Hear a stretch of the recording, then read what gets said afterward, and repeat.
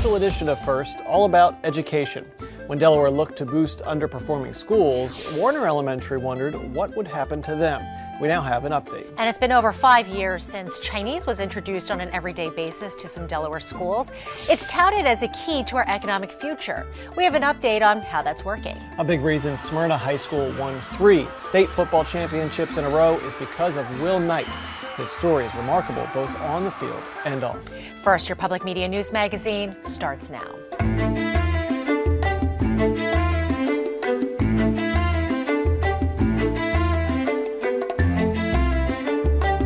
Welcome to our first education special. I'm Shirley Min along with Mark Eichman. We focused on a number of issues over the years, from race to the top to the push to revamp the educational system for the city of Wilmington. And Delaware education reporter Chris Barish will be our guide for this program. And we're going to start in Wilmington and focus on Warner Elementary School. Hey, Chris. Hey, Mark and Shirley. Priority schools are one way officials have tried to improve education. Warner is still having a hard time reversing years of subpar academic performance, but has made notable progress in another arena.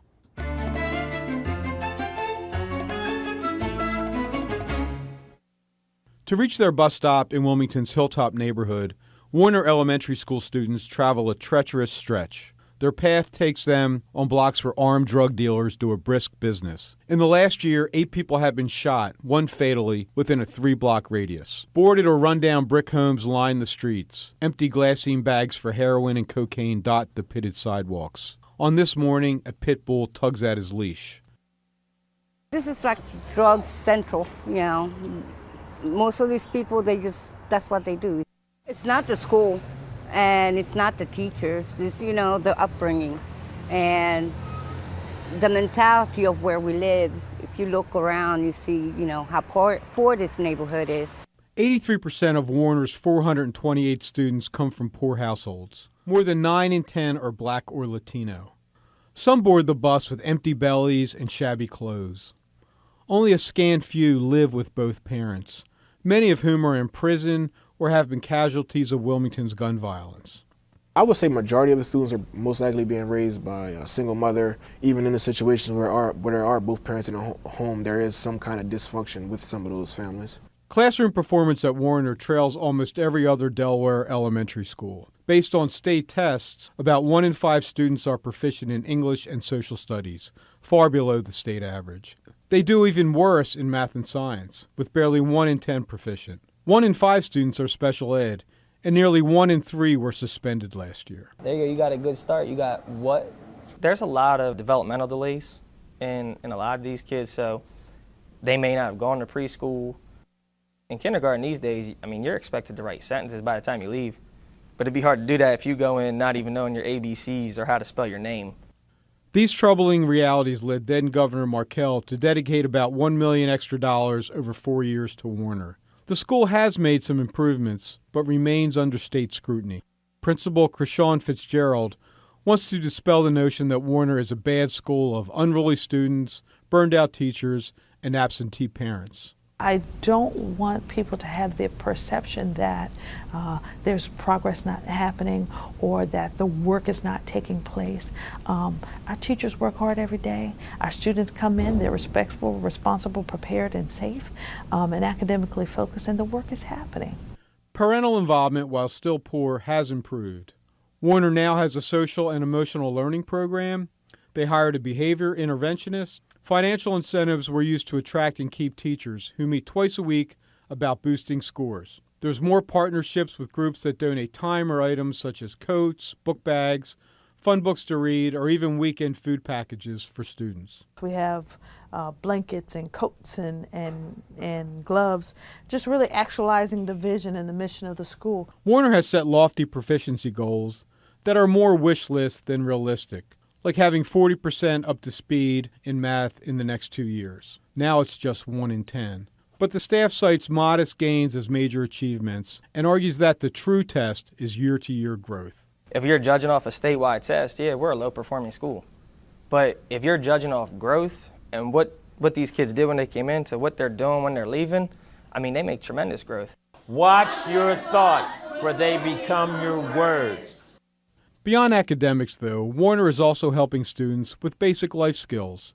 In that vein, Harold Pritchett teaches social and emotional learning, designed to impart knowledge, attitudes, and skills involving emotions, empathy, relationships, and decision-making. So when we meditate, we look at ourselves when? When we first wake up. And then we see ourselves coming to school. And then we see ourselves coming to class. So then we can look back on our day and we can see when we were doing what? The right thing and the bad things. And who can correct us? We correct ourselves. The bottom line is that there almost certainly will always be a big achievement gap between Warner and schools in affluent areas. But that doesn't deter educators who often wear several hats in hopes of providing children with stability and perhaps that spark they need to succeed. We're pretty much here to be everything that they need. The psychologist, the dad, the uncle, the preacher, teacher, whatever we need to be. Our job here is to kind of just be everything that they don't have and hopefully, help mold them into productive citizens. Simply put, Warner students need more resources. These kids need so much individual time each day. I suggested to Andrew Corrigan that maybe 3 teachers in each classroom would work, but he supports smaller classes. That can't happen under the way schools are funded now, but the ACLU is suing and many are calling for more money for poor students. Chris has some positives to report on Warner. Though students struggle academically, they're making great strides as friends of the environment. Every class has recycling bins. Lunch trays are made of recyclable paper. Bathrooms have automatic toilets and sinks. Refillable bottle stations have replaced water fountains. And a garden produces potatoes, green beans, and other vegetables. This effort has made eco-friendly Warner the state's 2018 Green Ribbon winner and Delaware's entry for national honors. We congratulate them for this achievement. Turning underperforming schools around has been a big state initiative for years. Another is language immersion. Mark, for 6 years, bilingual education has been offered to students in kindergarten through 5th grade in dozens of Delaware schools. Today, 1,000 of those kids are learning Chinese.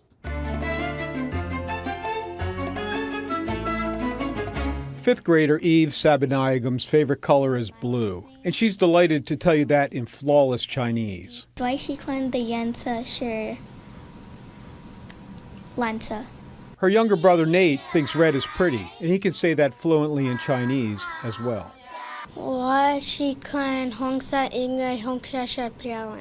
The siblings attend Freer Elementary School near Dover, and they participate in an ever-expanding experiment in Delaware elementary schools, Chinese language immersion. 他从哪里来？他从中国来。 Begun 6 years ago with a handful of kindergartners, today 1,000 Delaware K through 5th graders are enrolled.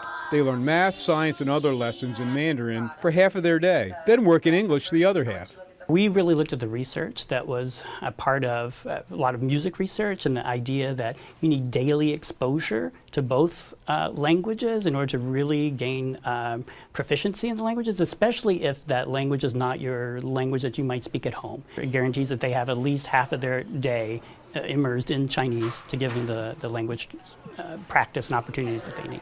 你好. The immersion program is the brainchild of former Governor Jack Markell. How does your family help you with your Chinese homework? The goal is to broaden the education of Delaware students, but also to make them more attractive to colleges, more competitive in the workplace, and help the state attract more employers in the global economy. Markell decided to start language immersion after a company with call centers in Wilmington and Belgium expanded in Belgium instead of here. That's because Belgians speak 3 languages, but Delawareans only 1. So Markell went to Utah to observe their established immersion program. Also on hand were 5 Chinese governors who also watched kindergartners speaking in Mandarin. They were very impressive. And I knew that these Chinese governors were thinking, well, if we're going to do something, we're going to do something in Utah. And I wanted to put Delaware in that position. Delaware also has Spanish immersion, with 4,000 kids enrolled. 32 of Delaware's 110 public elementary schools now have immersion programs. 6 offer Chinese, led by Freer, where 200 of the 750 students are enrolled. Walking through Freer, you see Chinese alphabet characters everywhere. Display cases are dedicated to immersion and Chinese culture.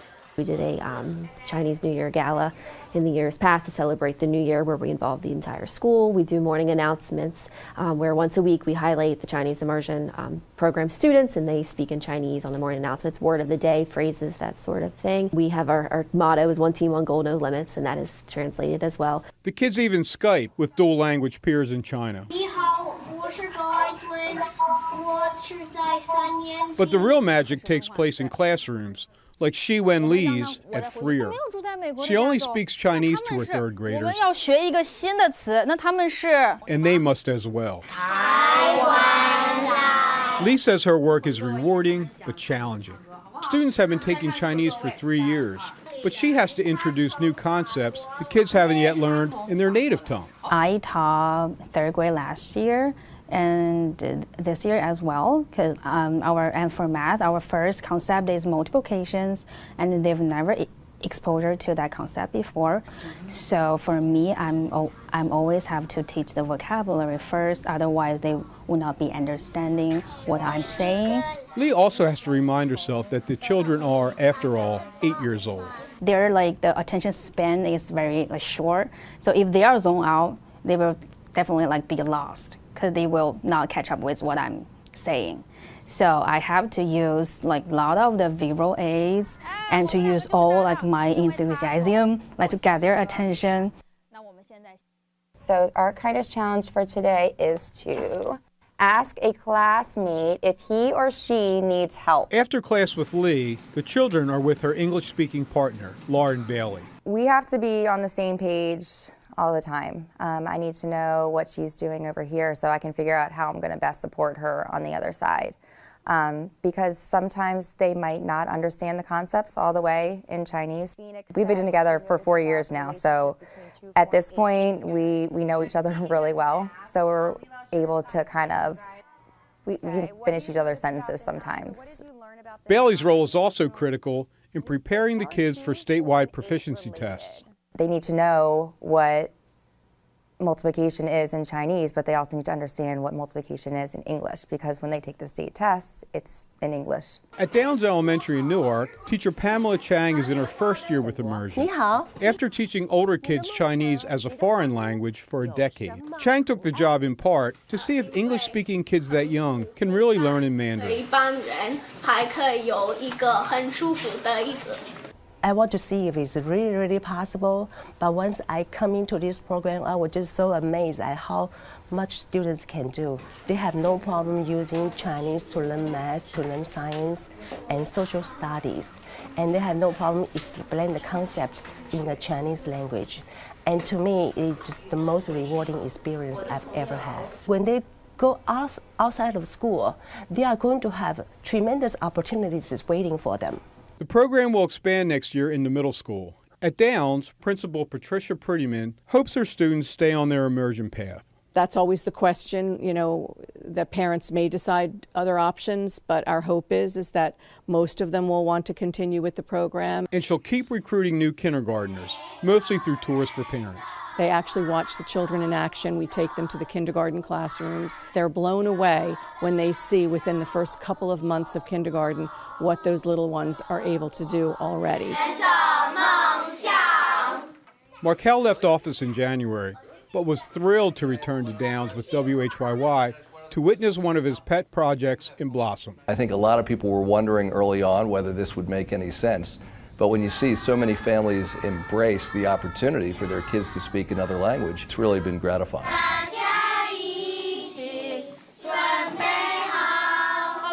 So Chris, the thing I wonder is what happens if a student messes up and switches back to English and answers a question instead of in Chinese and English? Well, you'd be amazed. When we were at Freer, it never happened. But they say that if a kid does slip up, they calmly correct him in Chinese and move on. And remember, most of these kids start in immersion when they're in kindergarten, so they get indoctrinated pretty quickly, and it's their new normal.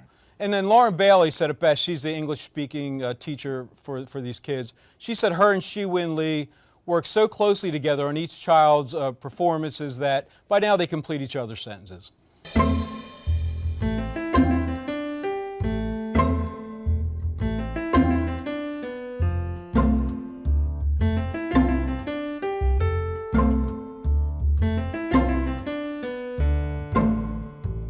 Classroom learning is only one part of the educational experience. Sometimes life experiences are a factor too.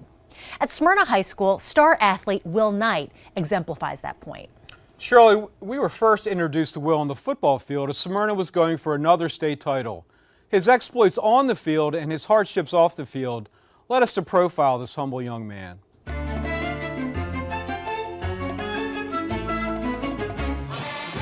Football, it's just, I would say, it's a great sport. You get to come out and prepare with your team and just grind it out and build a relationship with different people. For the last 4 autumns, fans of the Smyrna High School football team have forged a special bond with Will Knight. He was the player who ran and fought and led their beloved Eagles and himself into the Delaware sports history books. He's a once-in-a-career guy. You know, he's a perfect package of athleticism, you know, work ethic, great character. He's great in the classroom. He's been an amazing asset to us, and I'm really thankful I got a chance to coach him. Thankful indeed. The speedy, muscular halfback ran for 6,490 yards and scored 119 touchdowns. That's nearly 3 a game, and both are all-time Delaware records. He also lifted Smyrna, which had never even been a football contender, to 3 straight Delaware Division I championships. And welcome, 2017 Division I Football State Champion, Smyrna High School Eagles. Winning such lofty honors would lead many kids to carry themselves with a serious swagger. Yet listen to the superstar after his final triumphant high school game. I'm honored to be able to play for Smyrna High School football, and to be able to play with the teammates. They changed my life and my mindset. They taught me how to never be satisfied with failure and just strive at everything with the best you can. That's what Will Knight has always done. Fate has haunted and continues to haunt him and his family. But Will has worked tirelessly to overcome hardship and heartbreak and be a good son, brother, student, teammate. Through it all, his modesty has become legendary. He's just awesome. He doesn't play the football star in class? Doesn't play the football star at all. He's very uncomfortable when you make him the center of attention. Out here, it's a different story. In the classroom, at school, he's just Will. He is yes ma'am, yes sir. He's very polite. He puts other people in front of him. He's not a kid who likes the spotlight. Not only on the field does he give everything he has, but off the field too. He does a lot of things with Special Olympics and giving back to the community. So what makes Will Knight wrong? It starts at home, where Will, the third of 5 children from a broken family, was raised in poverty by his mother Yolanda. But Yolanda showed her 4 sons and daughter how to prevail, earning a college degree. She moved the family from public housing and became a homeowner with the help of Habitat for Humanity, and she was always there to cheer their athletic endeavors. I look up to her, and I'm proud of her because of how strong she is. She's very supportive. She worked countless hours of just non-stop working and making sure that we're okay and have everything that we need. Before Will's final high school game, here's my boy. Love you. Yolanda gushed that she always knew her second son enjoyed football. His success, though, is almost overwhelming.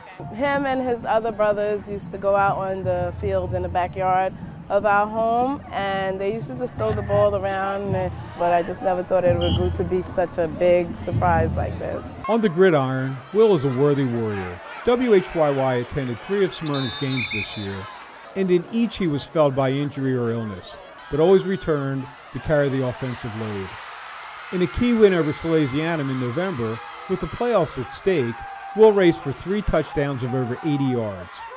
In the grand finale in December against rival Middletown, he scored 3 touchdowns and passed for another as the Eagles completed their three-peat. As usual, Will thanked his supporting cast, and they returned the favor. We always say look to the guy and left to right to. We looked at Will. We looked at Will. He's the best leader I've ever had on a football team, baseball team, any type of sport. Several colleges recruited Will, though not major programs like Alabama or Ohio State. And though he initially committed to the University of Delaware, Will ultimately chose Old Dominion in Virginia. He announced his college choice on December 20th in the Smyrna gym. This was mainly for my mom, so she wouldn't have to pay for college. So it's for you, Mom. Will was surrounded by his adoring family, including oldest brother Wade, also a former Smyrna athlete. But that day, just 5 days before Christmas, ended in tears and tragedy. About 8:30 p.m., Wade Knight was speeding on a back road near Smyrna when he lost control of his 2001 Lexus sedan and struck several trees. The 22-year-old who ran his own moving company was pronounced dead at the scene. That day it's not a day we'll ever forget. It's the ultimate swing in emotions. We're happy for him, and we had the celebration, and then for tragedy to strike like that, it was that was a rough break. The Smyrna community rallied around the Knights, helping raise money for his funeral. Friends and family made a memorial to Wade, who everybody called Boo Boo. When WHYY interviewed Will at school last month, we agreed not to ask about his brother's death. But Will, who wears a medallion with his beaming brother's photo, brought up Wade while showing us his tattoos, including one dedicated to his big brother. 2 stars out there, so I have a hashtag that I made for him. It's Forever Live Booby, which I got on the back of my arm. And then I got 2 goals. So his goal was to make his moving business a multi-billionaire business, so that's going to continue to happen. My goal was to get to the NFL, so it's 2 stars and 1 reaching out to always remind me that he'll always be with me. So Will try to draw strength from his lost brother, on and off the field. He wants to major in physical therapy in college, and if he doesn't become a pro football player, he hopes to work in a sports-related field. But no matter what, the humble superstar will keep running, striving to reach the end zone.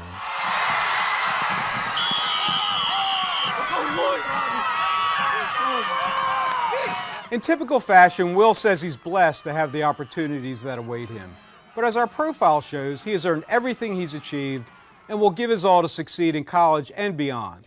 It's difficult to even wrap my head around the fact that Will, on average, scored 3 touchdowns a game. But it's also hard to think about the tragedy of Will losing his brother on the day that everyone had waited to hear where he was going to college. How is Will coping?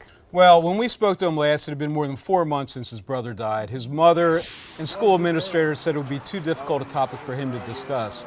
But Will brought it up himself, and he didn't get emotional. He just very lovingly and calmly discussed how his brother would inspire him throughout the rest of his life. And to me, that just showed remarkable maturity and resolve. Well, sounds like Old Dominion's getting one heck of a football player. It'll be interesting to see how he does in the future. Thanks so much, Chris. And now let's go over to Mark. Thanks, Shirley. We wrap up our program with a first experience featuring a group of 5th graders at Baltz Elementary School in Wilmington. One of the goals of the project was to teach the kids that there is more to making art than just drawing pictures. The first step was for the kids to choose their favorite animal as inspiration.